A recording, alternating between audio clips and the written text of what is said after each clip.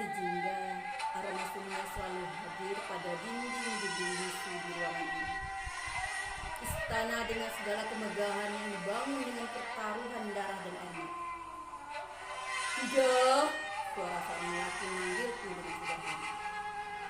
Aku sangat senang dipanggil dengan sebutan itu. Bersahaja, meski nama sebenarku Sultanah Khadijah binti Daeng Kirani, yang lebih dikenal dengan nama Daeng Tiga atau Tengku Puan. Nama yang penuh dengan simbol-simbol identitas kekuasaan di tanah Melayu ini. Terasa merakyat, mengikatku saat salah satu inang di istana menanyakan alasan penyebutan itu. Beban berat menyandang nama-nama beraroma serata. Sultana, Daeng, Tengku, Puan, semuanya memiliki cerita sejarahnya tersendiri. Dengan dipanggil Tijah, seperti ada kebebasan diriku sebagai seorang perempuan. Aku saat ini sedang berada dalam kebimbangan melihat perebutan tahta yang tak berkesudahan. Aku ingin bebas seperti perempuan lain yang bisa menikmati keperempuanannya, bercanda bersama perempuan, memasak, menyidangkan untuk lelaki terkasih, merapikan dan menghias rumah serta taman, belajar untuk menambah ilmu dan segala aktivitas yang lain. Menurutku dilakukan dengan segala kesenangan. Bunda, persiapkan segala perbekalan. Kita akan meninggalkan istana ini. Kita terusir. Suara lelaki, Raja Alam. Suara yang harus kepatuhi dan tak boleh dibantah. Perjalanan sebagai perempuan setia yang wajib mendampingi dan selalu menawarkan senyum kalau lelakiku selesai menjalani hari dalam menata ambisinya menjadi sultan siap. Aku hanya mengikuti arah kapal berlayar dan menimbun dengan rimbunan misteri hutan. Dari Batubara, Palembang, Johor, Kalimantan, Siantan, dan hidup merayau di Selat Melaka. Tak terbayang terombang-ambing dalam perjalanan darat dengan belantara hutan dan gelombang lautan Cina. Aku lelah. Teriak batinku hanya dapat kusuarakan lewat batin. Seulas senyum harus dipersembahkan selalu sebagai bentuk tanda setia seorang istri pada suami, seorang perempuan pada lelaki pilihannya. Entahlah, batinku kembali mempertanyakan, apakah begitu para lelaki ketika sudah berkeinginan nak berkuasa? Hilang akal dan hilang saudara. Aku tak tahu mana yang benar, apakah pada Raja Alam, lelakiku, atau Tengku Buang Asmara, adik besarku. Tak terpikirkah kanda Raja Alam untuk berdamai dengan Tengku Buang Alam?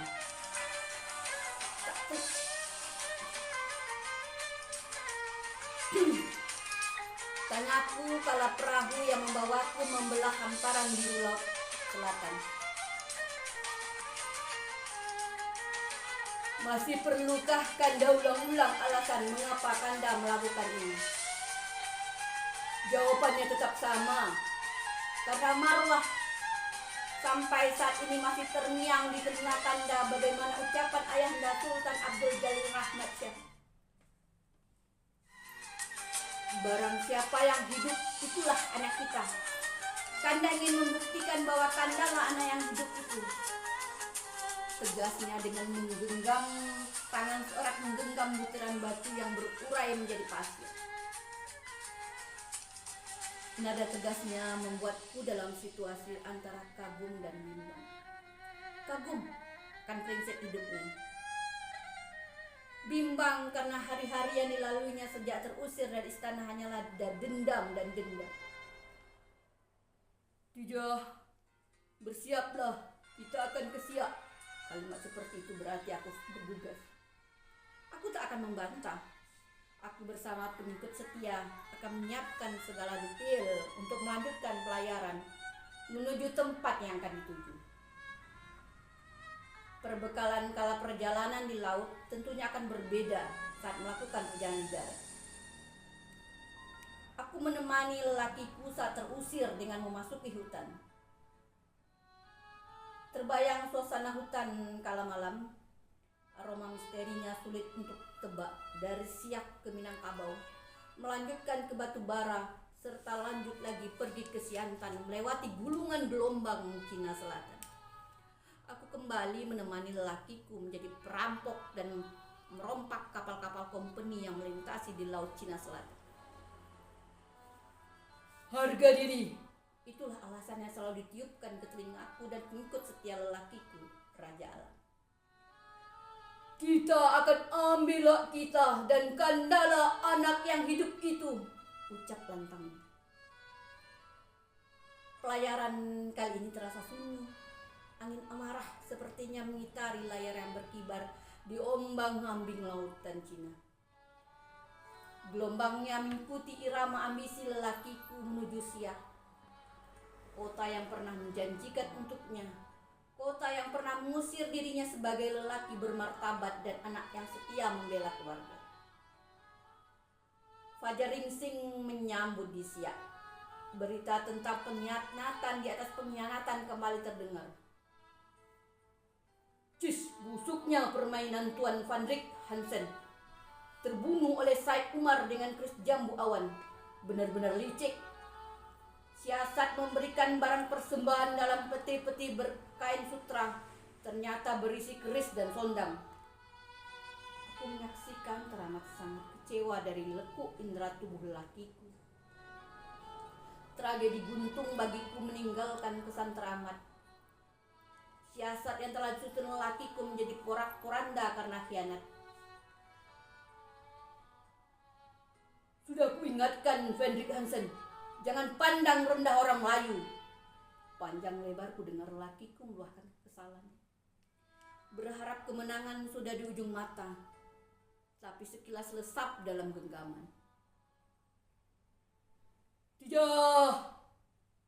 Tersentak aku dalam lamunan tragedi itu. Apa yang harus Kanda lakukan sekarang? Anak kita Tengku Muhammad Ali pun ikut berkhianat pada Kanda. Pertanyaan yang membesarkanku sebagai seorang perempuan sekaligus luka sebagai seorang ibu. Aku mencoba memilih kata yang tepat agar tidak melemahkan lelakiku yang sedang perlu sandara. Pilihan Kanda hanya ada dua. Mengalah dengan sejarah atau menaklukkan sejarah. Mengalah dengan mundur dari perseteruan tak bersudahan dengan Tengku Buang Asmara, atau menaklukkan dengan merebut yang menjadi hak Kanda, serta membuktikan bahwa memang Kandalah anak yang hidup itu. Tentang anak kita Tengku Muhammad Ali, Dinda yakin ada alasan kuat membuatnya berseberangan dengan Kanda. Ucapku di antara semilir angin yang menembus dedaunan sunyi di pinggir sungai ini.